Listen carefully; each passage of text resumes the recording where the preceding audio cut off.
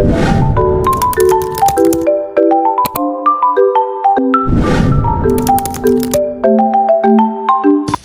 saya Putri. Bersama Wanita Beni. Nama saya Anenta.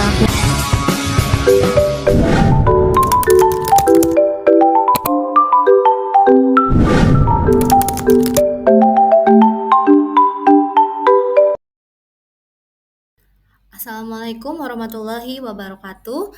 Selamat siang teman-teman semuanya. Selamat pagi, selamat malam. Hari ini saya akan membahas materi yang sebenarnya sangat sering kita temui dalam kehidupan sehari-hari, yaitu probabilitas. Atau bisa juga disebut sebagai peluang. Saya akan coba jelaskan dengan contoh-contoh yang simpel agar mudah dipahami. Nama saya Putri Misha sebagai pemateri. Apa sih probabilitas itu? Probabilitas itu adalah cara untuk mengungkapkan pengetahuan maupun suatu kepercayaan bahwa kejadian akan berlaku atau telah terjadi. Probabilitas ini telah dirumuskan menjadi lebih ketat dalam matematika, kemudian digunakan secara lebih luas tidak hanya dalam matematika atau statistika saja, melainkan juga bidang yang lain seperti filsafat, sains, dan keuangan. Nah, probabilitas ini terjadi antara 0 dan 1 atau dalam persentase itu 0% sampai 100%. Nah, contohnya probabilitas ayam melahirkan sama dengan 0, itu mustahil. Kenapa? Karena tidak mungkin ayam melahirkan dia bertelur. Nah, jika probabilitasnya 1, misalnya probabilitas matahari terbit dari timur sama dengan 1, nah itu pasti terjadi karena matahari itu terbit dari timur. Nah, di sini ada contoh-contoh probabilitas dasar. Contohnya, yang pertama adalah pelemparan koin. Probabilitas gambar sama dengan setengah atau bisa juga disebut 50% dan probabilitas angka setengah atau juga 50%. Kenapa seperti itu? Satu itu dari kemungkinan yang akan muncul itu ada berapa? Hanya satu kan? Nah, yang duanya itu adalah sisi-sisi koinnya ada gambar dan angka. Makanya itu peluangnya setengah, 1/2. Yang kedua ada contoh pelemparan dadu. Untuk probabilitas sisi 2, misalnya kita mencari berapa sih probabilitas angka 2 pada dadu yang akan muncul. Itu 1/6. Kenapa? Karena angka 2 itu hanya ada 1 pada dadu dan sisi-sisi dadu itu kan ada 6. Jadi dia 1/6 probabilitasnya. Ada probabilitas angka genap. Kenapa di sini 1/2 juga? 1/2 karena angka genap pada sisi dadu itu kan ada 3. 2, 4, dan 6. Itu disebut angka genap kan. Nah, kan harusnya 3/6 dengan sisinya. Kenapa jadi 1/2 itu? Karena diperkecil menjadi 1/2. Nah, kartu bridge ada contoh dari kartu bridge ini. Probabilitas as sama dengan 1/13. Karena kenapa bisa jadi 1/13? Kartu remi itu ada 52 kartu. Nah, masing-masingnya itu punya kartu asnya itu 4. Jadi kartu asnya itu ada 4 di kartu remi ini. Nah, kan mencari as nih. Jadi 4/52 diperkecil menjadi 1/13. Ada unsur-unsur probabilitas, ada percobaan, hasil, dan juga peristiwa. Nah, contoh dari percobaan itu ketika contohnya misalnya kita melempar dadu. Nah, itu tuh melempar dadu itu termasuk percobaan. Hasilnya itu yang kita kira-kira, misalnya 1, 2, 3, 4, 5, 6 yang akan keluar itu termasuk hasil. Dan untuk peristiwa itu yang akan keluar, misalnya angka 2 yang keluar itu berarti peristiwanya. Atau contohnya ketika kita nonton bola. Nah, kan percobaannya itu kita melihat nih orang-orang main bola. Hasilnya itu contohnya menang atau kalah tim kita ini. Dan peristiwanya itu misalnya kita mendukung Liverpool misalnya. Liverpool menang. Nah, itu adalah peristiwanya. Nah, pendekatan probabilitas itu ada 3, ada klasik, relatif, dan subjektif. Oke, selanjutnya. Pendekatan klasik mengasumsikan bahwa sebuah peristiwa mempunyai kesempatan untuk terjadi yang sama besar. Probabilitas suatu peristiwa kemudian dinyatakan sebagai rasio antara jumlah kemungkinan hasil dengan total kemungkinan hasil. Ini seperti tadi, contoh kita melempar dadu, koin, menang atau kalah, itu contoh dari pendekatan klasik. Ada juga pendekatan relatif, besar probabilitas suatu peristiwa bergantung dengan berapa banyaknya suatu peristiwa terjadi dari keseluruhan percobaan atau kegiatan yang dilakukan. Ini jadi kejadiannya itu sudah terjadi, misalnya sudah menjual barang, kita punya modal 3 juta, terjual 2.455.000, kan itu sudah terjual dan itu sudah terjadi. Kayak gitu, itu namanya pendekatan relatif. Ada juga pendekatan subjektif. Pendekatan yang ketiga ini menentukan besar probabilitas suatu peristiwa berdasarkan penilaian pribadi. Jadi dia nggak ada data khusus, tapi penilaian pribadi kita. Misalnya, dari Sri Mulyani, Menteri Keuangan mengatakan bahwa untuk tahun 2018 Indonesia akan mengalami krisis moneter, meskipun dasar pondasi ekonomi cukup kuat. Ada juga Ariel dan Bunga akan memperoleh nilai D dalam mata kuliah statistik deskriptif. Itu kan penilaian pribadi, bukan berdasarkan data yang konkret. Ada juga ruang sampel. Ruang sampel ini pelemparan satu mata uang. Jika satu uang logam mata uang dilemparkan, maka kemungkinan hasil kemunculnya adalah keluar sisi gambar atau keluar dari sisi angka. Jadi ruang sampel itu ada gambar dan sisi angka. Nah, sisi gambar dan sisi angka itu termasuk ruang sampel.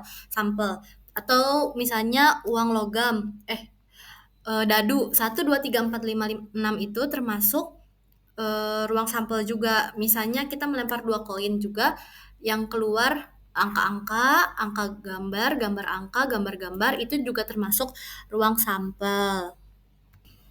Asas menghitung probabilitas. Apabila probabilitas yang terjadi adalah A atau menyebutnya sebagai probabilitas suatu kejadian A, maka dirumuskan menjadi P sama dengan peluang atau probabilitas, A kejadian A, N banyaknya kejadian A, M jumlah seluruh kejadian. Nah, jenis asas probabilitas. Range nilai probabilitas, intersection, marginal probability, conditional probability, complement, union, joint event, Bayes theorem. Nah, di sini ada nilai probabilitas selalu antara 0 dan 1. Probabilitas dari suatu kejadian selalu berada di antara 0 dan 1 atau bisa juga dalam bentuk persen, 0% sampai 100%. Contohnya, probabilitas sapi bisa terbang sama dengan 0, probabilitas air mendidih di 100 derajat Celcius sama dengan 1. Ada aturan complements, not A atau kejadian bukan A. Jika probabilitas A adalah peluang suatu kejadian A terjadi, maka P tidak A atau bukan A, atau ditulis sebagai P probabilitas A sama dengan 1 min probabilitas A. Contoh, peluang seorang siswa lulus sama dengan 0,85. Maka peluang tidak lulusnya adalah 1 dikurangi 0,85, yaitu 0,15. Ada juga gabungan dua kejadian A atau B. Jadi kuncinya itu dari atau bisa juga kita sebut union. Nah, artinya kita mencari peluang kejadian A atau kejadian B terjadi. Bisa salah satu atau keduanya terjadi. Rumusnya itu probabilitas A gabungan B sama dengan probabilitas A ditambah probabilitas B dikurangi probabilitas A irisan B. Contohnya, dalam 52 kartu, probabilitas A, peluang ambil kartu as itu sama dengan 4/52, itu peluangnya. Nah, contoh probabilitas B-nya itu, peluang ambil kartu heart-nya itu 13/52. Tapi ada satu kartu yang termasuk keduanya, yaitu as dan as dari heart gitu. Jadi, probabilitas A gabungan B sama dengan 1/52. Nah, probabilitas A gabungan dikurangi sama dengan 4/52 ditambah 13/52 sama dengan dikurangi 1/52 sama dengan 16/52 yang bisa diperkecil menjadi 4/13. Ada juga kejadian bersamaan atau disebut juga intersection. Probabilitas A gabungan B. Ini untuk mencari peluang dua kejadian terjadi secara bersamaan. Jika kejadian A dan B independen, tidak saling mempengaruhi, probabilitas A sama dengan probabilitas A dikali probabilitas B. Contohnya, probabilitas A peluang lempar koin muncul gambar itu adalah setengah. Probabilitas B peluang muncul lempar dadu itu untuk angka 4 itu 1/6. Jadi kita melempar koin dan dadu secara bersamaan.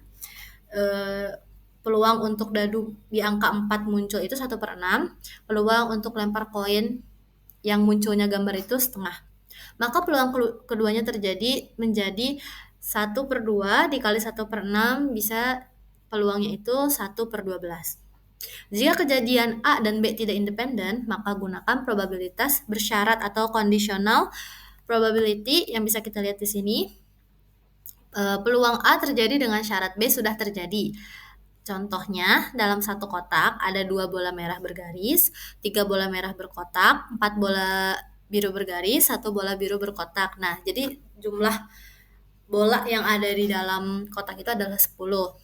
Nah, ada pertanyaannya. Pertanyaannya itu, berapa peluang terambil bola bergaris dengan syarat warnanya biru? Nah, di sini kan bisa kita lihat 4 bola biru bergaris itu ada 4 bola biru bergaris itu ada 4. Nah, 1 bola biru berkotak itu ada 1. Jadi kan jumlah bola biru itu ada 5. Nah, bola biru bergaris itu cuma ada 4 kan? Nah, bola birunya itu ada keseluruhan bola birunya tuh ada 5, jadi 4/5. Nah, ada teorema Bayes teorem juga. Teorema ini digunakan jika kita tahu dan kita ingin tahu, yaitu membalik probabilitas bersyarat. Yang tadi conditional probability. Teorema ini sangat berguna ketika kita memiliki data tidak langsung atau informasi awal. Bisa juga disebut prior, itu informasi awal. Contoh umumnya, ketika seorang pasien demam, dokter tahu bahwa 80% pasien yang demam itu karena flu. Nah, 10% populasi menderita flu, 30% mengalami demam karena penyebab lain. Lalu kita bisa menghitung kemungkinan bahwa demamnya pasien karena flu dengan Bayes. Probabilitas marginal probability ini adalah probabilitas tanpa syarat, artinya hanya peluang satu kejadian tanpa mengaitkannya dengan kejadian lain. Misalnya probabilitas A itu peluang siswa mendapat nilai A, probabilitas B itu peluang mahasiswa wanita. Tidak ada hubungannya antara A dan B. Itu disebut probabilitas marginal probability. Ada juga joint event. Joint event itu gabungan 2 kejadian sekaligus. Jika 2 kejadian terjadi bersamaan atau berurutan dan independen, maka probabilitas A yang tadi, yang conditional probability, sama dengan probabilitas A dikali probabilitas B. Nah, ada di sini manfaat probabilitas. Manfaatnya itu, pertama, probabilitas akan membantu penelitian dalam mengambil keputusan secara lebih tepat. Artinya, tidak ada keputusan yang lebih pasti. Apalagi kehidupan di masa yang akan datang tidak ada yang mengetahui. Di samping itu, informasi tidak bisa sempurna. Probabilitas menjadi sangat tepat dalam menarik kesimpulan yang berdasarkan pada hipotesis terkait dengan karakteristik populasinya. Probabilitas ini juga mampu memperkirakan hipotesis dengan sementara terkait dengan karakteristik populasi dalam situasi yang memungkinkan untuk menarik kesimpulan. Probabilitas juga digunakan untuk mengukur derajat ketidakpastian dalam menganalisis sampel dan hasil penelitian berdasarkan populasinya. Sekian materi dari saya. Terima kasih. Wassalamualaikum warahmatullahi wabarakatuh.